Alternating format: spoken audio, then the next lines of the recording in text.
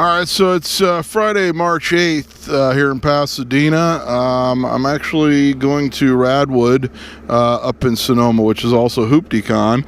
So I'm taking the hooptiest Radwood era car I have, which I just bought on February 9th. So tomorrow will actually be the month anniversary of me buying this car, which I bought originally for $300. So I fixed a few things on it. And now I'm going to attempt to do an 800-mile road trip to Sonoma. I'm going to be heading out, and I'm staying near Six Flags in Vallejo. So I've actually got a Six Flags pass from down here, which is supposed to be good for all the Six Flags. So I guess we'll find out when I get there. But so we're going to see how this goes, because one of the really cool things about Radwood is, I mean, you don't have to have like a six-figure like Ferrari or Lamborghini to enjoy yourself at Radwood. All you need is like a $300 hoopty. It is Hooptiecon, so I brought my hooptiest rad car that I own. It's a 1992 Mercury Grand Marquis, purchased off the Nextdoor app, you know, the one where you bitch about your neighbors, for the paltry sum of $300 exactly 1 month ago. This was actually February 9th. Today's March 9th. I've done some work to it. I'm probably going to do a full video on this car, but it actually made it the 400-mile trip from Pasadena up here to Sonoma without any problems. It's actually ran amazing, and it was comfortable, of course. We got the Subarus represented here at Radwood. Lots of neat stuff here. Let's see here. Gonna walk around. Of course, you got BMWs. There's always BMWs at Radwood. Porsches. We got like an entire row of like 80s like Celica Supras here.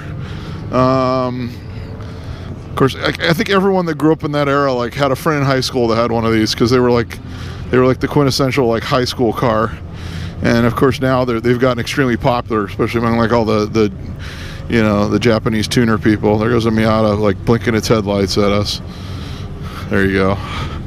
It could be an electrical problem, but I kind of doubt it. An RX-7. Check how clean this thing is. Dude, you want to tell me about your car? Yeah, it's a 1984 Mazda RX-7 FB 13B. Okay. And how far did you come from? Just from the East Bay, so not very far. Oh, I came from Pasadena, so. Okay. All right. Well, cool car. Thank you very much. All right. So, walk around here some more. Got us a Honda here, a Honda Accord. This thing is like super clean, if you want to see it. Like, everyone's kind of sitting in their cars because it's still sort of raining. You got to see a couple Mercedes Benzes. You know, your BMW 80s BMWs. Okay, so this is the only other Panther body car here at Radwood. It's like a early to mid 90s Crown Victoria. This thing's in way better shape than my Grand Marquis. Way better shape. Like the leather's not even messed up or anything. Can't see the odometer. Oh, it has the digital dash like mine, so it's couldn't see the odometer unless the key was on. This thing is like super clean. Like I wish my like that trim is always destroyed on these. I wish mine was that clean, but then again I got mine for $300, so I really can't complain. So we're ready to go off road. It's like a Volkswagen Dasher. Is this a Dasher or a Passat or something? I don't know. I know some Volkswagen stuff. I've owned a few. Wow, check this thing out. Wagon. Oh, it's Quantum. God, okay, I remember those. You don't see those anymore. That's pretty awesome. It's pretty rad. Okay, there's always plenty of like exotic stuff at Radwood. Here's this Lotus Esprit. Wow, check this. I don't know if this is all original or if it's been restored. I imagine it'd be very hard to restore one of these, but it looks to be restored, but it could be like a really nice original one. Like the interior's like super mint. I don't know. If you know who owns this car, you know if it's been restored or if it's original, like leave a comment, because I think it's pretty sweet. All right, continuing on at Radwood here, lots of BMWs. 540i Wagon. I like BMW wagons. I like all wagons. Wagons are just freaking awesome. Here we go. It's got Toyota MR2. Little Honda. Check this out. One of those Toyota minivans from the 80s. Got a little ouchie in the corner there. This guy likes bicycles, apparently. These are, you don't see these anymore. They're usually like, they're all gone. Guy's actually inside, staying out of the cold. Here we go. Here's a Mustang. The after the Fox body Mustang. Porsche. There's a Fox body Mustang. Got us some Volkswagens. I think this is like a Jetta. It's like a 16 valve. It has a 16 valve GLI. A friend of mine in the Navy had one of these. He had a gray one. I remember that car was really fast. That was an SVO Mustang. Like a bright blue. I don't think that was a factory color on those. Little Honda Civic. Check it out. We got a Miata. A lot of Miatas. Miatas are popular with the Radwood crowd. Another wagon. Wow, what is this? Check this out. It's a Yugo. It still runs. I actually almost bought one of the GVXs, the performance version, but the guy never got back to me. Like, I called on it in the ad, and the guy, like, this was before anybody even cared about Yugos. This is probably like 15, 20 years ago, and the guy wouldn't get back to me, and then I kept saying, I'll come out and look at it. I'll come out and look at it. Oh, yeah, I'll get back to you. I'll get back to you. And then finally one day I call him, oh, I sold it. I go, well, I kept calling you. But, okay, whatever. Nothing wrong with a Yugoslavian car. Gotta love the Yugoslavian cars. There's a Mercedes, the Menzo Diazepine here. This one's actually built for the Gambler 500. And he's revving it so the copyrighted music doesn't come in. That's good. This thing's pretty badass. Gotta love the Gambler builds. Alright, people. Mitsubishi Eclipse. Got a SVO Fox body Mustang here. There's one I should have picked up a long time ago when nobody wanted them. So now they're getting kind of pricey. Porsche 911. Check this out. We got this Volvo. Very 80s Volvo. This is the kind of thing like everyone... I went to high school in the early 90s. Like, this is what people drove because they were usually like hand-me-down cars. I think I did that on my last Radwood video. I said that. So if you heard that twice, I'm very, very sorry. This one, man, look at this. It's got like caked on Bondo or something. A little rusty, but it's still rolling. Here we go. Fiat 124 Spider, 2000 cc. So this one's getting into the 80s. So this one would have the 5-speed transmission. This one is super clean. Lamborghini Countach. Not a kit car, but I'm sure if you meet him, you'd tell him it was. So I think everyone does that. Gotta love the Countach. Probably one of the most iconic sports cars of the 1980s. I think a lot of people had the poster on their wall, you know, of the Countach, and you remember it from the Cannonball Run movies. You know, I saw this guy actually coming in. I was like, wow, this guy's brave driving this thing in the rain. I mean, but I don't know, it's designed for it. It's a car after all. This is actually the Nissan Figaro. These were like a retro car sold in Japan only. For some reason, they didn't have the foresight to think that people would like something like this in the United States, so they never brought it in.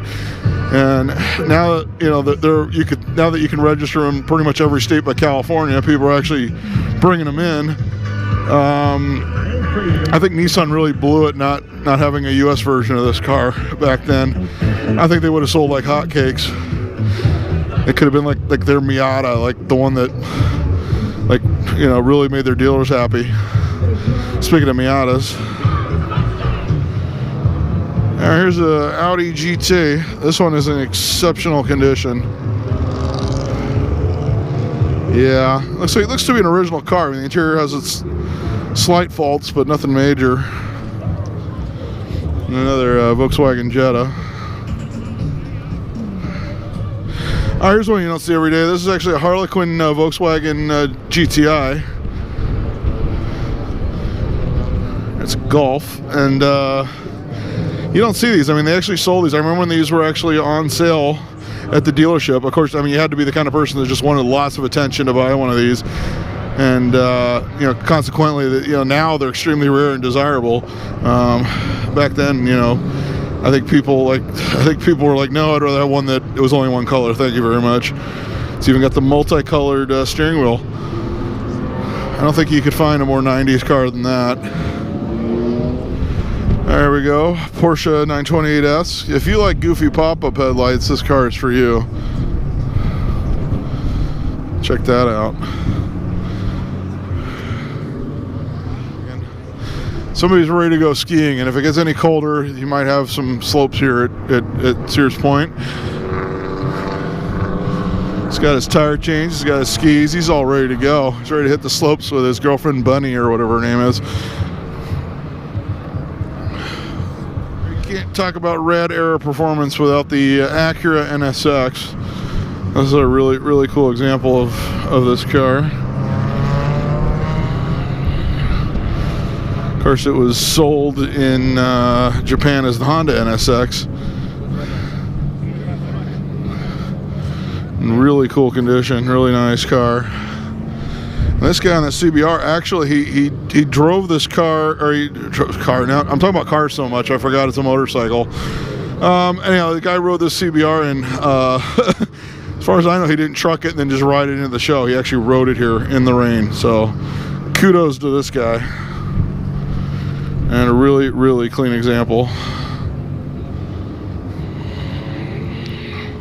You like JDM key cars? Well, here we go. A little Honda. Wow. This would be just the thing for getting around in a tight city.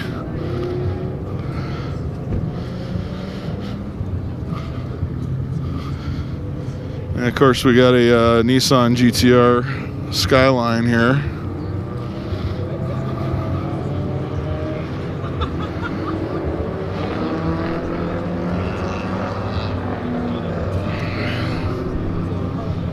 Of course, not registered in California.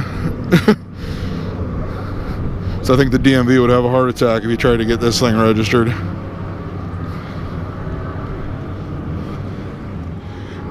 All right, how about a Mitsubishi 3000 GTR here? Remember, these from the Diamond Star Motors group.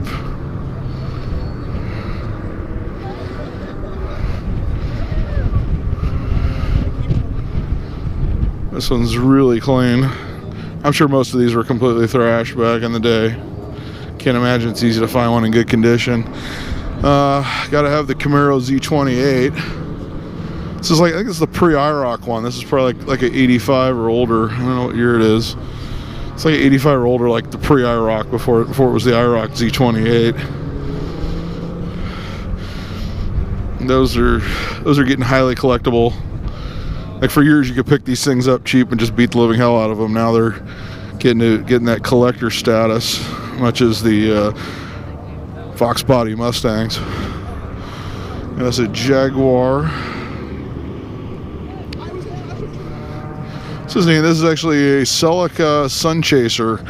So it's a Toyota Celica with basically like a Targa top, you know, for going out when it's sunny, not like today. This one's actually in really, really beautiful condition. I'm sure the conversion was a lot of money above like what a standard Celica cost back then. And he's a Black Flag fan. Got a AMC Eagle 4-wheel drive. These are popular, like in, you know, for going skiing, stuff like that, because you can put your skis on the top. So it looks like it might have been lifted a little bit. It's got aftermarket wheels. He had the hood up earlier. It's got the 258 AMC straight six. This is a really, really clean AMC Eagle.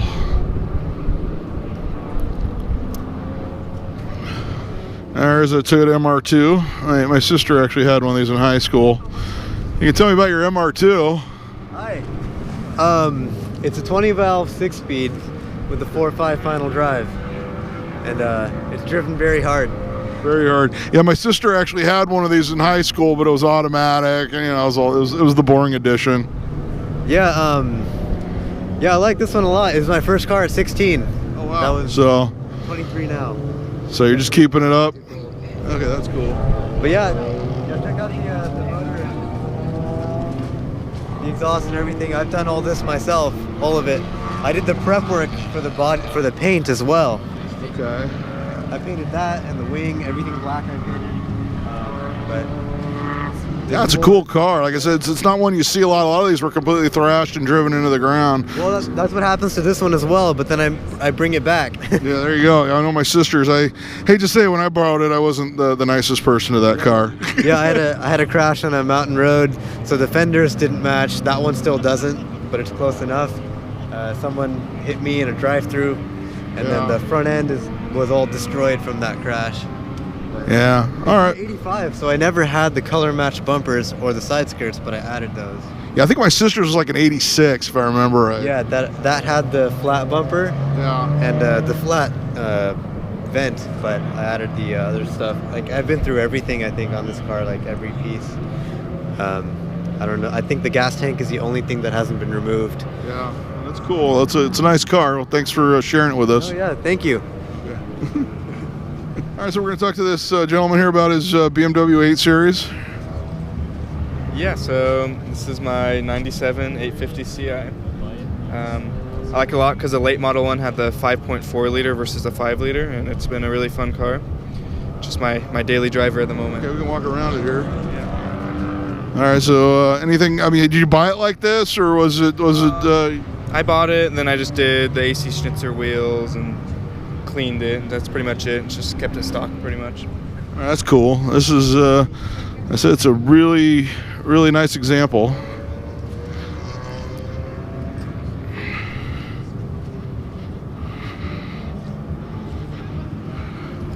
All right, continuing on at Radwood, we got a Volkswagen Rabbit.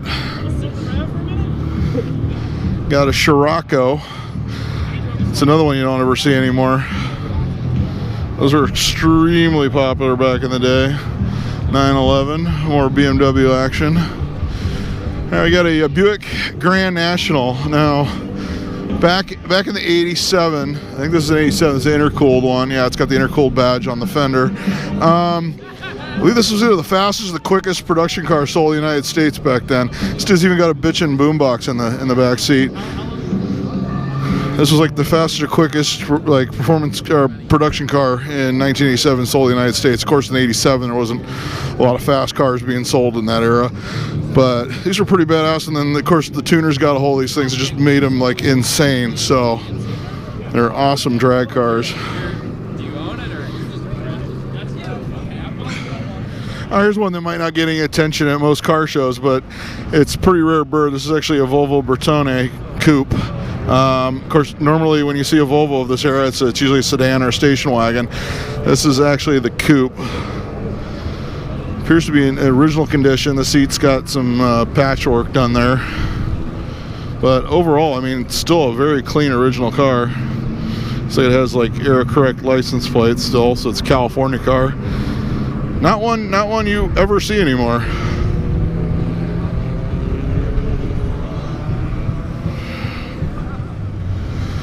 Here's another car that's become like pretty scarce. This is actually an Isuzu iMark with the Lotus suspension. I think I remember the ads for these. They like really touted that they use the Lotus suspension. So it was like you were getting Lotus handling for a lot less money. I think that's basically the gist of what the commercials were on these. Again, I don't think I've seen one in quite a long time, or at least I don't remember seeing one for quite a long time. Kind of stuff you only see really here at Radwood. All right, here's one you definitely don't see anymore. This is actually an Oldsmobile Silhouette. It's a 1995. I was talking to the owner earlier before I grabbed my camera, and he was going to give me a tour of the van and open it up for me, but I don't see him right now. So I'll just do this just in case I don't run into him later. This one's actually got the 3800 motor on it. He says it's got over 200,000 miles, which on the 3800 motor, that shouldn't be a problem to go many more miles. Told me it was originally his grandfather's car, and pretty much everyone in the family kind of just forgot about it, and he's sort of been the caretaker of this car since. Looks like it's original, still has the stripes down the side. It's got your typical, where the clear coat comes off on those 90s GM cars, but overall it's a pretty well preserved example. I'll walk down and show you some more cars. There's Skyline. There's a Z car. The Subaru. Fiat Bertone, or Fiat X19. I actually had a friend of mine when I was in junior high. His dad had one of these, and he put Trans Am emblems all over it, and we gave him all kinds of crap about it.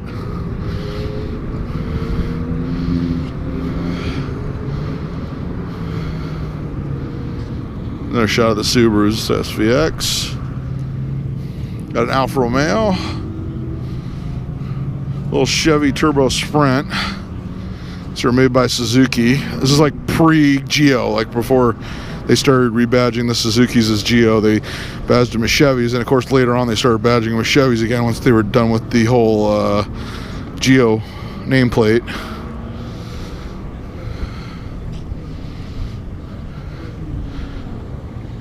Lots of European stuff. This is actually a Peugeot. This guy was at the LA show. I think I might have even videoed it. Here's a neat one. This is actually a Renault Le Car. This was during the era that Renault was sold at AMC dealers. They actually wound up owning a majority of American Motors, and I think they did it just to get kind of distribution so they could sell Renaults in the United States. And of course, by the late 80s, they sold failing AMC to Chrysler, who bought it for the purpose of getting the Jeep brand, which is probably a good move on their good. God damn, I can't talk. It's just too cold. But it was actually a good idea on their part, because Jeep's still going strong today. Peugeot, the diesel sound. So Lincoln Mark 7. These came with the 5-liter out of the Mustang as well. This is actually an LSC model, so this is like a sport model. This one's actually really clean.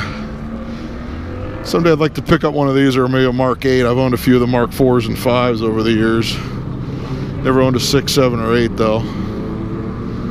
This would be just like a well-kept original car. Let's see if I can get a shot of the other side.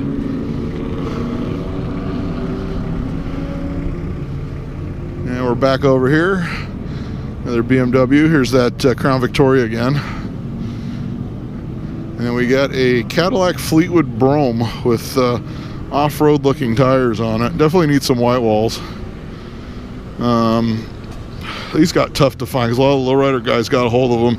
And I remember back in the day, actually the Japanese were buying these and shipping them over to Japan in pretty large numbers. So they've actually become quite scarce in the United States, especially a good one. It's hard to find a good one.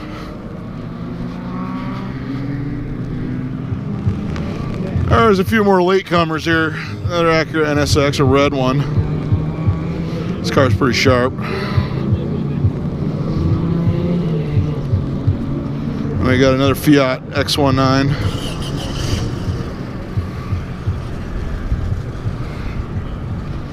I love the Fiats. Okay, Zano, this is his, what is this, a 95? This happens to be my grandfather's 95 Oldsmobile Silhouette. Yes, so you know it's awesome. This is the Cadillac of Minivan. Have you ever seen the movie? Have you seen the movie Get Shorty? No, I have not. But Okay, it features prominently. It's the Cadillac of minivans in the movie. All right, so this one's got the 3800 motor, which is like pretty much indestructible. Check this out. 3 rows of seats.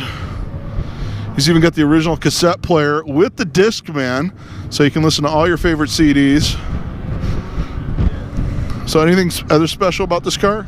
well, I suppose a lot of people think it's special. It is very special because there's none of these left. They're all gone. Yeah, well, I've grown up around this one, so, you know, it's a lot. Oh, what's the word I'm looking for? It's got a lot of sentimental value. Yeah, well, it's sentimental to see other people take a liking to it too, and to have it out here and people enjoying it, enjoying looking at it. Because this has just been, you know, outside my house every day, and people don't really look at it. But then you bring it here, and everyone wants to take photos and videos. All your neighbors thought this thing was complete crap. You brought it to Radwood, and now everybody's like, "Whoa, this is the most amazing thing ever!" It usually just sits there, and no one even really looks at it. But now everyone's all into it, and I spent quite a while cleaning the inside of it and making sure the door handles and the steering wheel. It is a van, after all. Yeah, it is a van, but it's kind of the extra car of the family, so it doesn't get used that much or cleaned. So I made sure to go through and okay. So, all right, we're gonna go around the front here. Check this out. It's got a little bit of a clear coat issue here. Are there any plans for like restorations or like concourse quality? I'm not sure really, and I'm not sure what the market is going to be like for these in the future.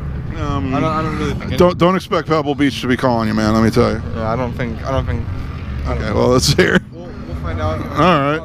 It was thinking about repainting it. It would be hard. It'd be expensive to redo the stripes. That's the problem. The thing is, it would be expensive to do. Yeah, I don't know if I'd jump into all that. Yeah. But anyhow, it's kind of a unique vehicle, an Oldsmobile Silhouette minivan. All right, thanks for sharing this with us. Thank you. All right, so it's the day after Radwood, after the show. The show actually wrapped up early due to the cold weather and the threat of more rain showers. So they did the award ceremony at 12:30, and I cleared out after that. I actually had to rush back to LA because I had to be here this morning for Sunday. But it was really a great show. I mean, when do you ever go to a car show and it's pouring rain and the whole lot is completely filled up with cars? I mean, I have never seen that. I've been going to car shows since I was a kid with my dad, and I've literally never seen that. The Grand Marquis survived the 800-mile round trip. No hiccups. It ran absolutely perfectly. The heater worked. The wipers worked because I replaced the wiper motor when I first got it, and it performed wonderfully. So I'm actually going to try to use it for a Lemons rally this summer. I thought about making a gambler car out of it, but now my mother actually wants it for my nephew for his first car. So we're going to see which way this is going to go. If not, I'll have to find something else. So anyhow, thanks for watching. So I guess the next Radwood I might be going to is Seattle. I'm going to try to make it up to that in July. We'll see. I mean, obviously it's a long drive for me, but hopefully the Grand Marquis will be up for, or maybe one of my other vehicles. Anyhow, thanks for watching. I'm going to be posting more car videos, and I'm Mike Frankovich.